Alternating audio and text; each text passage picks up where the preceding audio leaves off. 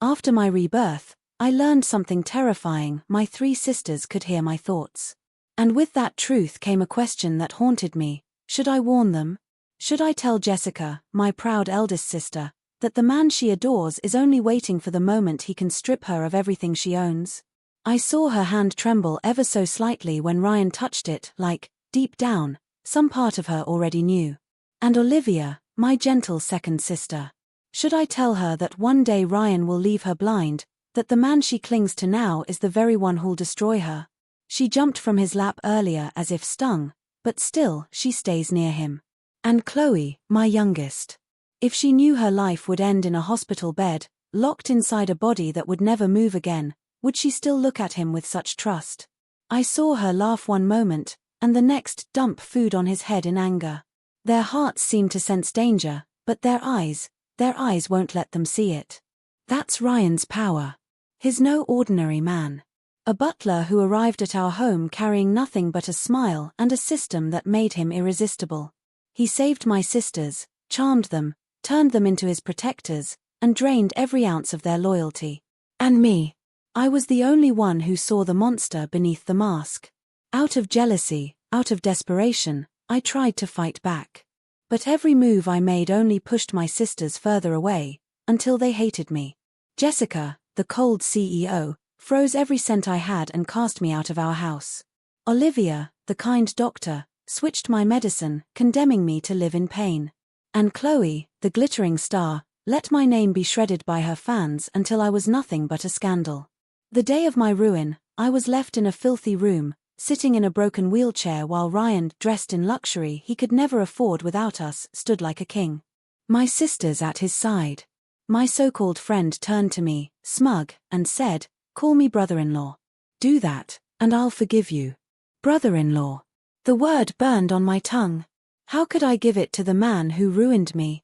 Who disfigured me, left me disabled, and stole everything? I spat at him instead. But before my words could cut, Jessica's hand did across my face. Her eyes, once warm, were colder than death. She told me I wasn't her brother anymore. Olivia pressed a burning cigarette into my hand, mocking that my heart was too black to be worth saving.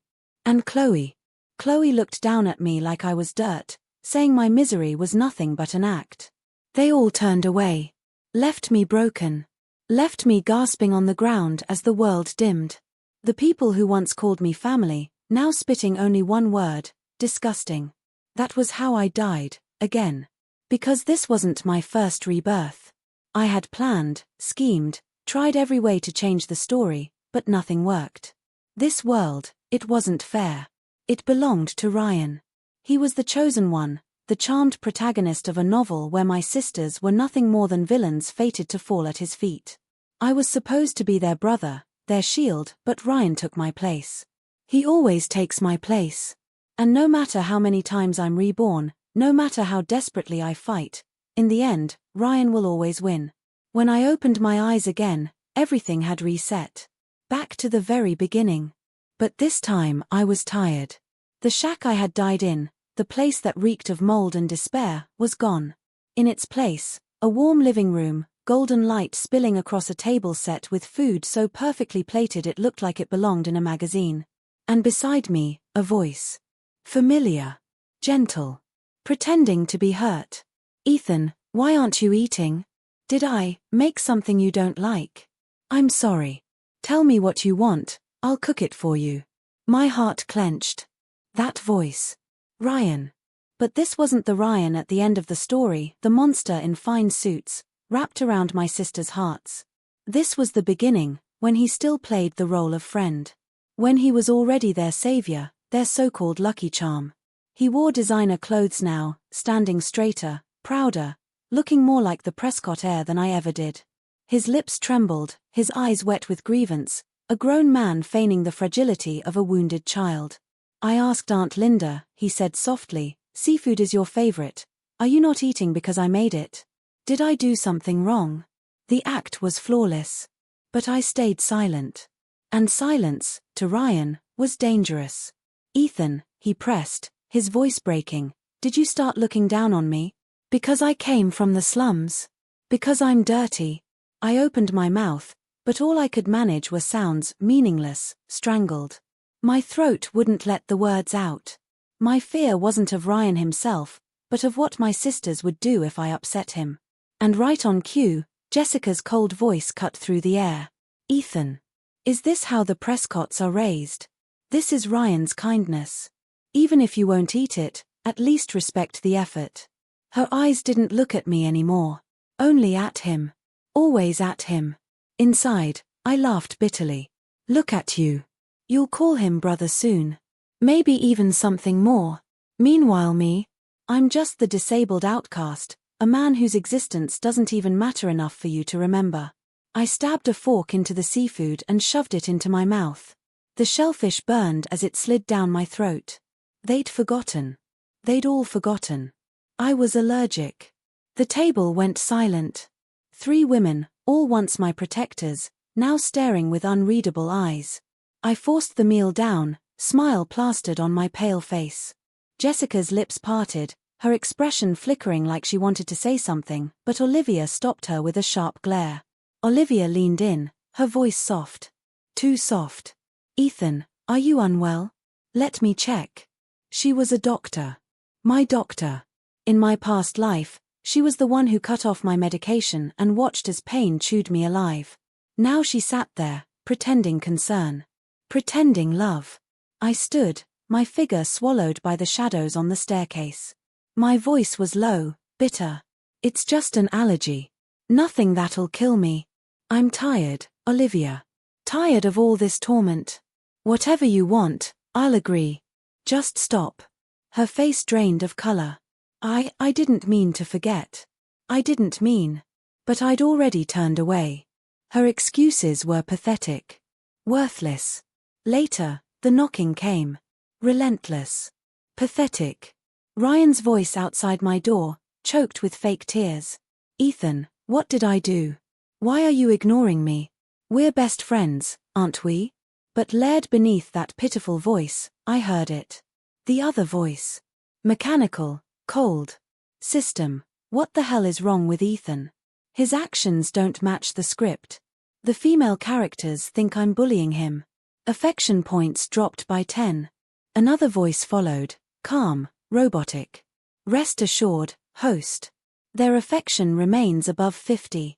The drop is within controllable range." And with those words, I froze. A chill seeped into my bones, colder than death. The memories flooded back, the last life, the whispers I'd overheard after Ryan left me broken in that car crash. The system. The calculations. His plan to destroy the Prescott family and use us as nothing more than stepping stones. I had run to Jessica then, desperate, begging her to believe me. But she hadn't listened. She'd only looked at me with disgust, while Ryan, that snake, emerged from her private study, her sanctuary. He placed a hand on her shoulder, gentle, forgiving. "Jessica, maybe Ethan just made a mistake. He didn't mean it. Don't blame him.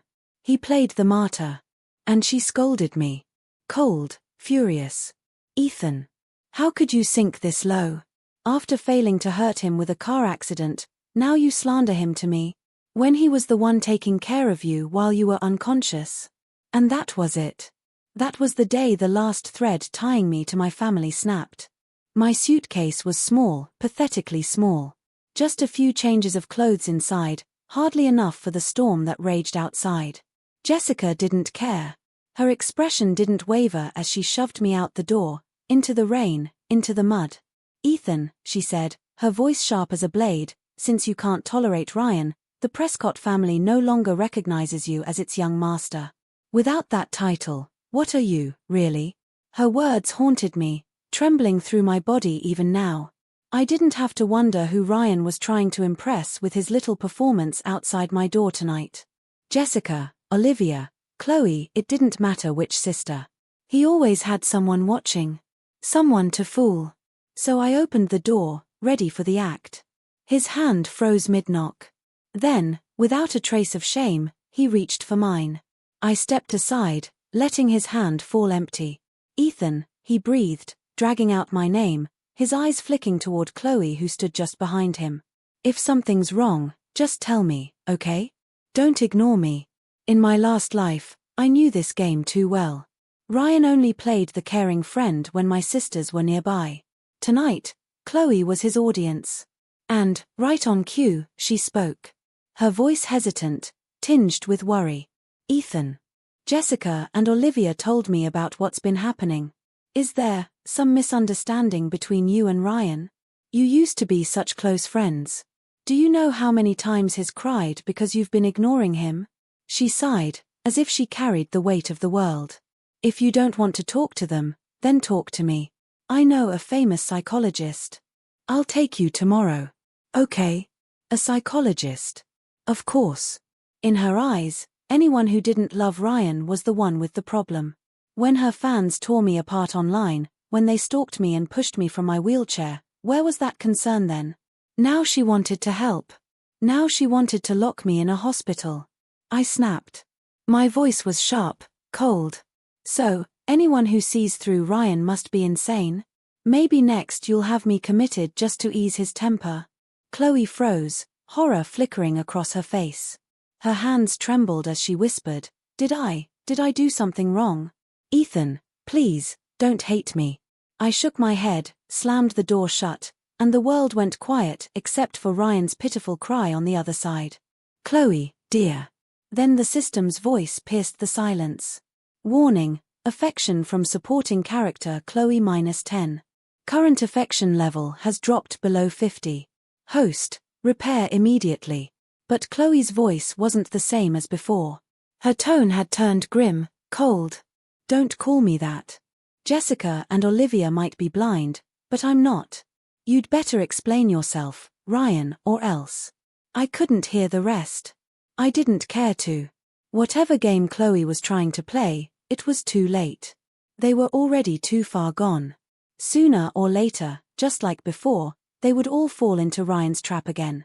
And me. I wanted no part of it anymore. Staying alive, that was enough. But Ryan didn't slow down. The less I appeared in the Prescott house, the more he did. He stepped into my place with ease, smiling politely whenever outsiders asked if he was the young master.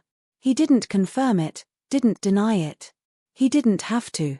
That silence was enough. To everyone else, he was the Prescott heir. And I was nothing. Even in my dorm, I wasn't free of him.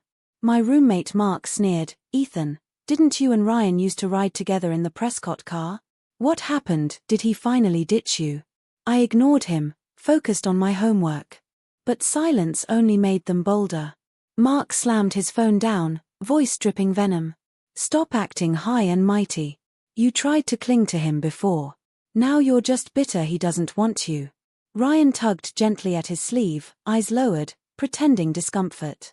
Mark, let it go. Everyone knows Ethan hates me. I can't force him. The performance was perfect. Enough to make Mark huff in defense, enough to make him look at me like I was dirt. And then, when the room emptied, I heard it again. Ryan's voice, low and calculating. System, who has the highest affection right now? Jessica, the system answered. But her affection is only 60. Too low. Raise it to 80 within a week or you won't see the next plot point. The next plot point. I remembered that one. Jessica, trapped at sea, saved by Ryan, cementing their bond forever. I laughed bitterly. Let him chase it. What did any of that have to do with me? But outside, whispers already followed me. Fingers pointing. Isn't that him? The one from the forum? The social climber? Tried to seduce the Prescott sisters and failed. My name had become poison. And Ryan didn't even need to deny it. The whispers followed me like shadows. No wonder they don't even talk anymore. If your friend tried to seduce your sisters, would you still? He could have been a decent person, instead he became a kept man. Shameless. I kept my head down, swallowing their words like shards of glass. But then Ryan appeared. Of course he did. He always did. He seized my wrist, his grip iron despite his trembling voice. Ethan, don't listen to them. It's all a misunderstanding. They don't believe you, but I do. A perfect performance. Words soft enough to melt any heart, but empty, meaningless. He never defended me with truth. Never with proof. Only with sentiment, the kind that made bystanders applaud his kindness while I was left looking guilty. The thief crying thief. My silence was twisted into confession, and the insults grew louder, sharper. Ryan's eyes brimmed with tears, his favorite trick. Helpless. Aggrieved. Saintly. Then, his system's warning. Chloe is approaching. Host, maintain persona. In an instant, his act escalated. His voice carried louder, trembling with selfless devotion. Stop talking about Ethan. He's not like that. You've misunderstood him. To anyone watching, we looked inseparable brothers bound by loyalty. But I only lowered my head, sneering at the sight of my reddened wrist where his fingers dug in. And then Chloe appeared. Hat, sunglasses, yet her beauty still broke through the disguise. Gasps erupted. It's Chloe. She must be here to defend Ryan. Her brother was deceived, but Ryan still calls him friend. She's amazing. Beautiful and kind. The crowd roared. I waited for it, the scolding, the humiliation. Her pushing me down while Ryan stood magnanimous above me. But instead, she walked past him. Straight to me. She placed a small box in my hands, her voice tender. Ethan, I've been so busy. I haven't visited you. Are you settling in? Why don't you move into my apartment near campus? This is strawberry cake. I couldn't get it from your favorite bakery today, but I'll try again next time. The world froze. Even Ryan's mask cracked. I bit my lip, refusing the gift. My chest burned with old scars. What is this, Chloe? Another trick. Another way to make people think I'm clinging to you. Another excuse for your fans to attack me. The memory of acid burning into my skin came back, sharp and suffocating. My body shook. Nothing good ever followed Ryan. But Chloe's expression hardened. She turned, her voice sharp as glass. What are you all talking about? Ethan seducing me? The Prescott family has only one young master, and that's Ethan. Ryan is just hired help. When did he become the Prescott heir? Her words cracked the illusion. The system screamed in Ryan's ear. Affection dropping. Dropping. Dropping. Ryan paled. His tears spilled, but this time they weren't working. The crowd's eyes shifted, malice turned toward him. So what if I'm hired help? He shouted suddenly, raw and desperate. At least I earn my own money. Unlike spoiled heirs who have everything handed to them. But even so, you have no right to trample on my dignity. For a moment, silence. His outburst stunned even Chloe. She faltered, guilt flickering in her eyes. Ryan seized it. He ran, sobbing, and the system chimed again, affection restored. Back to 50. And just like that, the tide turned again. On the forums, Mark, the same roommate who mocked me, posted an apology. He admitted Ryan had used him, fed him the so-called evidence to smear my name. Others followed, condemning Ryan as vain, opportunistic. But I didn't bask in it. I didn't care. Because I knew how this story went. Jessica's call came that evening. Her voice was cold, clipped. Come home. I delayed until dusk, but I knew what awaited me the moment I stepped through the Prescott doors. Ryan, sitting at the center of my sisters. Weeping. Always weeping. And they, like always, circling him like he was their heart. The moment I stepped into that room, it was like walking straight back into the last image I saw before I died in my previous life. Same cold walls. Same stairs. Same suffocating feeling of being outnumbered. Chloe's eyes flickered with guilt. For a heartbeat, I thought she'd cross the room to stand with me. But she didn't. She stayed planted by Ryan's side, torn but obedient to the performance. Ethan, what you did this time was really too much. Too much. Me. I almost laughed. I didn't even know what crime I was being accused of anymore. I had never once smeared Ryan's name. Never once fought back against the rumors he spread. But none of that mattered. Not here. Not with them. I froze at the doorway, unwilling to take another step inside. The Prescott house had no room left for me. And then, like a glitch in Ryan's carefully crafted game, the system went wild. Warning. Affection from Chloe, -10, -10. Olivia, -10. Their loyalty drained before my eyes, flickering red like broken health bars. Jessica, though, simply looked at me. Silent. Measuring. Ryan saw his opening. He clutched Jessica's hand, tears cascading like clockwork. Jessica, dear, you know me. I never cared about your family's money. All I ever wanted was you. You gave me a home, warmth, love. But Ethan, Olivia's voice cut through him like ice. So he what? You came here with nothing. If you didn't care about money, why take the cars, the clothes? Why parade around in the title of Prescott Young Master without once correcting the lie? Her words cracked through Chloe's haze, and fury colored her cheeks. Exactly. If you truly didn't care, why did you insist on riding in the Prescott car with Ethan? Why let people believe what you knew was false? You cared, Ryan. You cared desperately. In seconds, both their affections hit rock bottom. Ryan's mask shattered, his face drained white. Desperate, he clung to Jessica as though she were his last anchor. And Jessica, let him. Her eyes softened. Her hand stroked his hair, tender. Ryan, don't be afraid. As long as you haven't done anything wrong, I'll stand by you. Don't disappoint me. It was a promise and a weapon. Ryan leaned into her touch, but from the shadows of her embrace, his eyes darted to me. He smirked, just enough for me to see. Because he knew. Jessica was the key. And as long as he held her heart, nothing else mattered. He turned inward, bargaining with the system.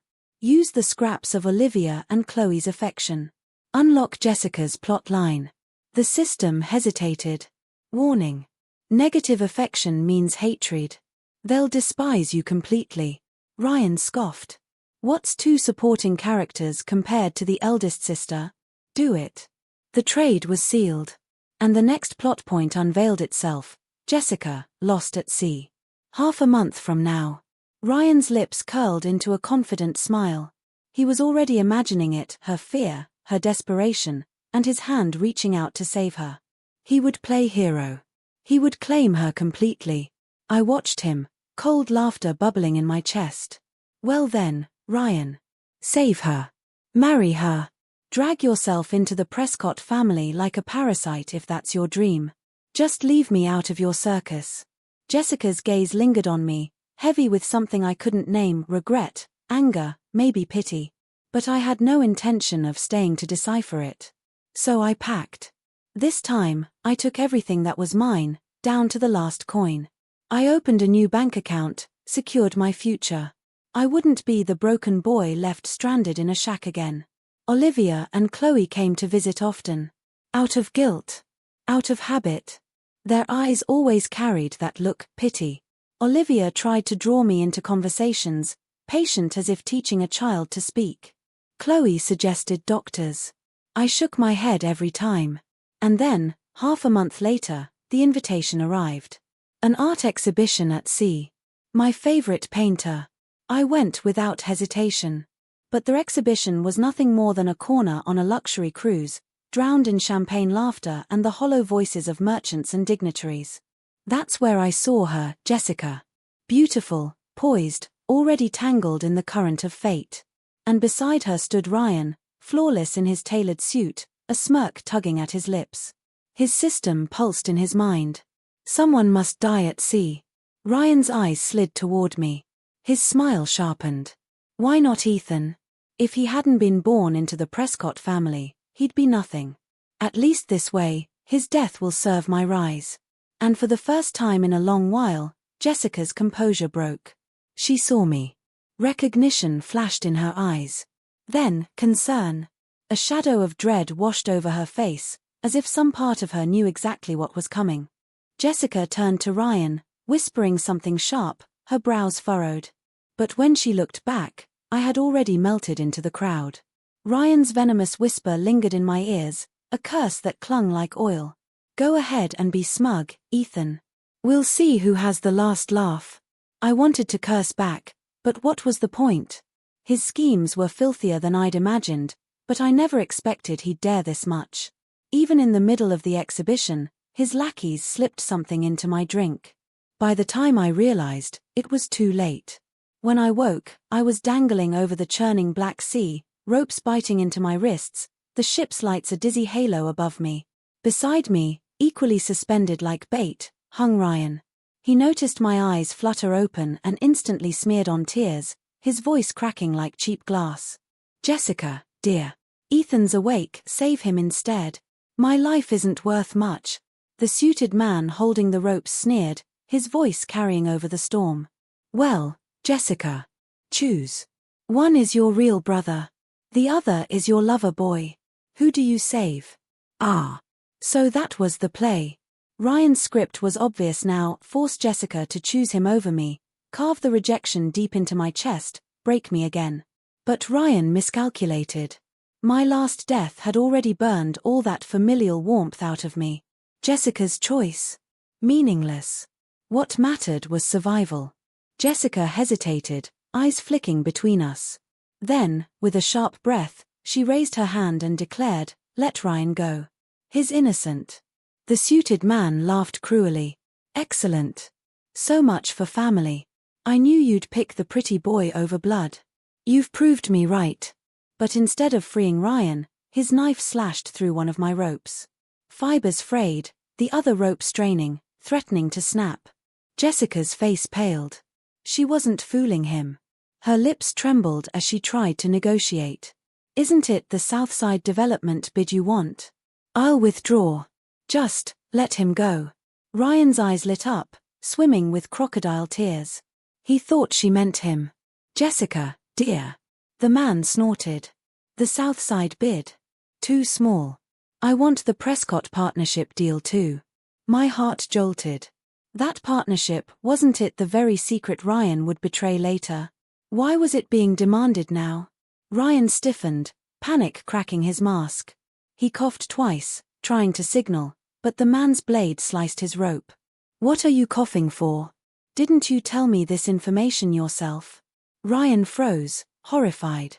His system-fed arrogance had blinded him, believing knowledge equaled control, never realizing predators don't respect pawns. The ship lurched under a sudden wave, ropes swaying violently. With a brutal snap, both ropes gave way. Ryan's scream split the night as he plummeted. And Jessica ran. But not to him. She dove for me. Her arms locked around me tight, her body cushioning mine as we hit the freezing sea. Salt water swallowed us whole. She clung to me desperately, gasping, choking, whispering, "Ethan, don't be afraid. Sister is here." I blinked at her through stinging salt, mind reeling. What act was this? Wasn't she supposed to be clutching Ryan, sobbing "Dear Ryan"? Still, her grip didn't loosen until my rescue team, already waiting in the wings, dragged us from the waves. I'd prepared for this. I had heard Ryan's system whispering, if not every detail. Enough to know danger was coming. I had arranged lifeboats and police before even stepping onto the ship. Shivering in the speedboat, I felt the heavy coat Jessica threw over my shoulders, her face pale but resolute. Out in the waves, Ryan was less fortunate. A rogue swell had swept him far from the ship, his body tossed like driftwood. By the time rescuers reached him, he was half drowned, barely alive. And on deck, the suited man's rage erupted when he saw the police closing in. Who? Who called the police? I met his eyes, voice calm as the storm raged around us. Who else?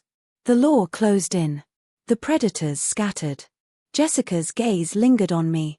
Something unreadable flickered there: shame, relief, maybe something more. Her lips parted as if to smile, but all she managed was a twitch before she turned away. She stood over Ryan's unconscious body, her face unreadable, her voice calm and sharp as glass. "Send him for treatment. Preferably, he doesn't die." She hesitated, then added coldly, "But he doesn't need to live comfortably either." Ryan lived. But barely. The sea left him broken, his health permanently shattered. And as for the scheme he and the man in the suit cooked up, it was enough for the courts to brand it kidnapping, extortion, even attempted murder. 5 years in prison. Both of them. Jessica even dragged me to see him once. I didn't understand why, but I followed. Through the thick glass, Ryan looked like a ghost, sunken eyes, bones jutting through skin. And yet, The moment he saw her, he lit up. Tears welled instantly. Jessica, dear, why so late? Ryan hurt so much. It was all Ethan. He set me up. Pathetic. He thought she'd believe him. He thought I'd stand there, silent, taking the blame. But Jessica only sneered. Still acting. Even now. Pointless. Ryan froze, his face turning pale. Inside, I knew he was screaming at his system. Wasn't Jessica's affection supposed to be 80? Why was she like this? The system's voice crackled like broken radio. Affection levels dropping 80, 70, 60, falling. Too fast. Too impossible. Ryan panicked, wailing Jessica's name, clinging to the last thread of hope. Jessica didn't even flinch. She looked down at him with icy calm. Looks like your precious system isn't as omniscient as you thought. Can't even see through a disguise. Both Ryan and I froze. My mind reeled. I knew about his system because I'd been reborn. But how did Jessica know? She didn't explain. She just cut him down with her next words. Didn't you want to get out? Coincidentally, Olivia's lab is researching the brain. Someone like you, with a system lodged inside, will be perfect. Ryan begged. He cried. He screamed he'd rather stay in prison. But it was useless. Soon, his head was strapped inside a machine, his body wrapped like a specimen, and he was shipped off to the lab. Without him, the Prescott household turned soft. The sisters suddenly eager to treat me kindly, competing to win me back. But it was too late. The warmth of home was something I couldn't feel anymore. Olivia came back sometimes, bringing news from the lab. We found it, she whispered once, eyes glittering. The system. Not a concept, not a ghost, something real. A cluster of data buried in his brain. Once we crack it, we could build systems of our own. Ryan himself? He was gone, discarded. His body couldn't handle the experiments. All that remained was his brain, kept alive only because the system inside still flickered. Later, Jessica came to me. She confessed everything, that she, too, had been reborn. That she heard Ryan's schemes through my thoughts. That every move she made was a performance, waiting for the right time to end it all. And then, she looked at me. Her voice was hoarse, trembling just a little. Ethan, are you really going overseas? I stood at the security checkpoint, suitcase in hand, the announcement board flashing my flight number. I nodded. Yes. Ryan's punishment didn't matter anymore. My sister's regrets didn't matter either. The pain I had lived through, the betrayal, the death, it couldn't be undone. I couldn't stay here, pretending it never happened. So I would leave. Pursue the only thing that ever belonged to me, my dream of becoming a painter. Jessica froze when she heard my answer. Maybe because, for the first time, I was speaking not in defense, not in desperation, but with certainty. I stepped forward, past security, past the ghosts of a family I no longer claimed. The sky stretched wide, blue and endless. My future untethered, unburdened, finally mine. I didn't look back. Goodbye, I whispered. From now on, I won't be your brother anymore. I am my own.